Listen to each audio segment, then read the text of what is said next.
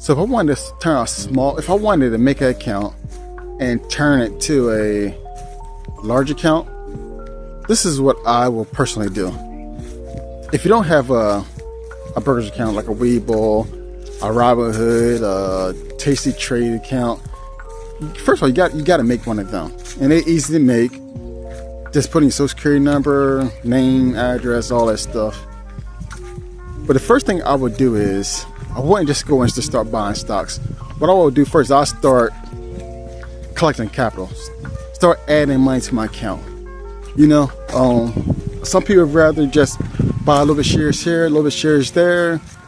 But personally, I would want the capital, because the first strategy I would do is cash secure puts. And this video is not about explaining every strategy, how it works. But cash secure put is when the stock market actually pay you a premium just for being interested in buying a stock. So say, for example, stock XYZ costs, it's $10 a share, right?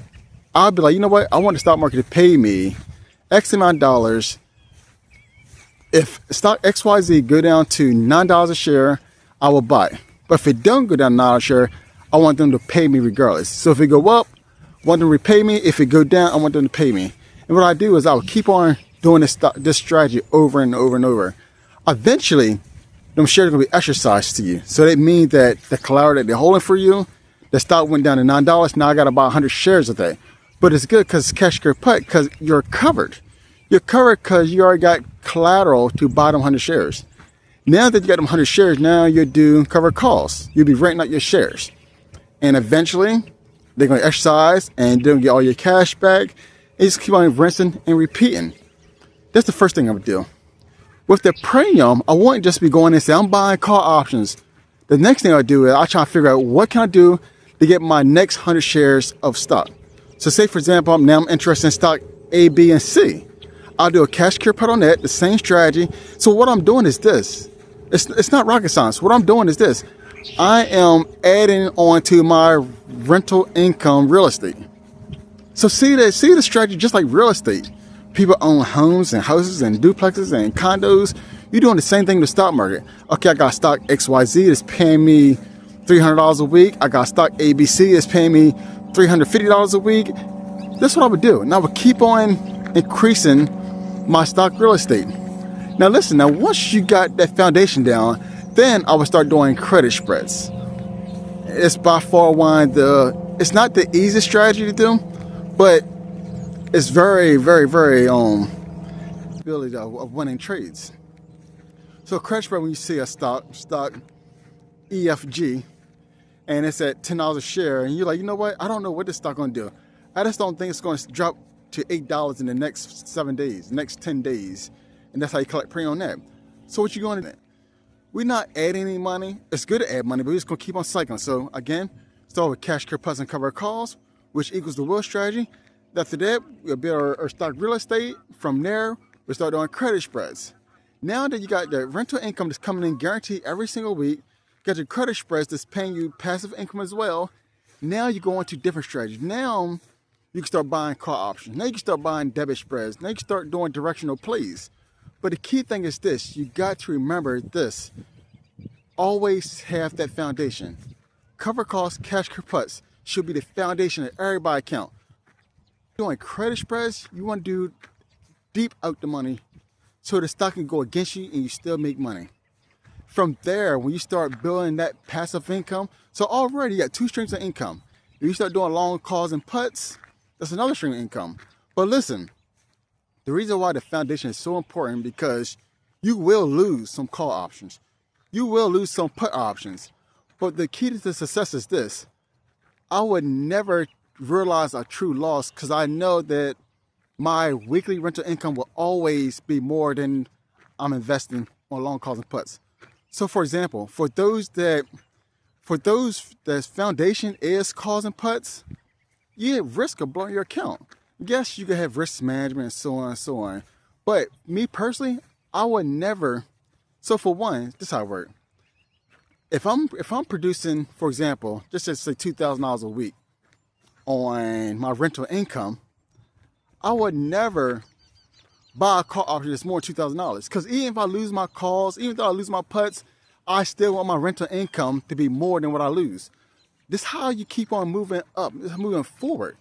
And check this out, even when I do win, I play my calls and putts, guess what? I'm buying more shares of stock. I'm never going to stop trying to get my extra 100 shares. And a lot of people would think with Dion, what if the market go down? What if it? The market just don't go up. And this is what people get confused at. People think the stock market just go up. No, the market go down as well. And it's all part of the game. But learn how to hedge yourself. For example, I own Tesla. I own TSL. Tesla and TSL took a beating lately. But check this out. I've been doing put options. So I might lost, for example, lost $1,000 on TSL last week. But guess what? Me getting insurance, a put option on TSL, I was able to make $3,000. With that $3,000, I just don't go and buy and do bigger calls and bigger putts. No, I put that money back in the system. I put that money back in my real estate stock properties. And that's what you gotta do. You gotta always find a way to get capital. Get capital. Listen, you guys gotta off 10, 20% of your money should be going back. Of course, everybody's situation. I love to put 20% back in the machine.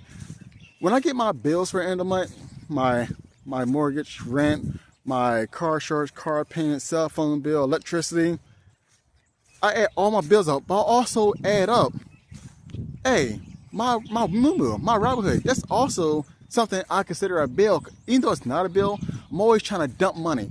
Listen, when you get your paycheck, don't be giving, I tell y'all this all the time, don't be giving the man all your ammunition. That's all you got. Why give it all to him? And I know everybody's situation is different.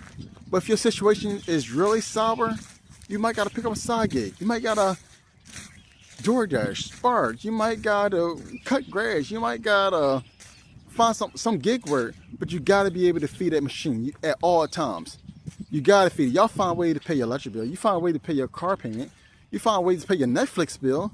You find ways to go to your Five Guys every week.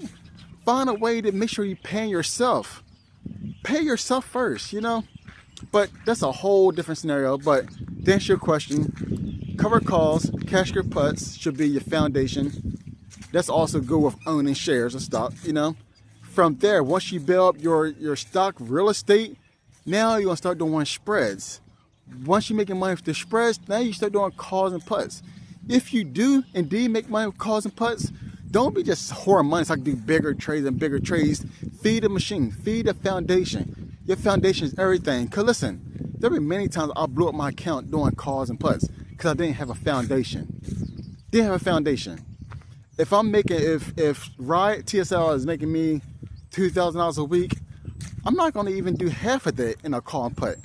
I do 10, 15%, but I need to be able to, listen, making money is very important, but protecting your money is even more important because there is no need to make $1 million in the stock market just to lose it all.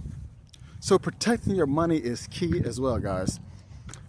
That's all I got for you guys. It's Camp Cut, and I'm out.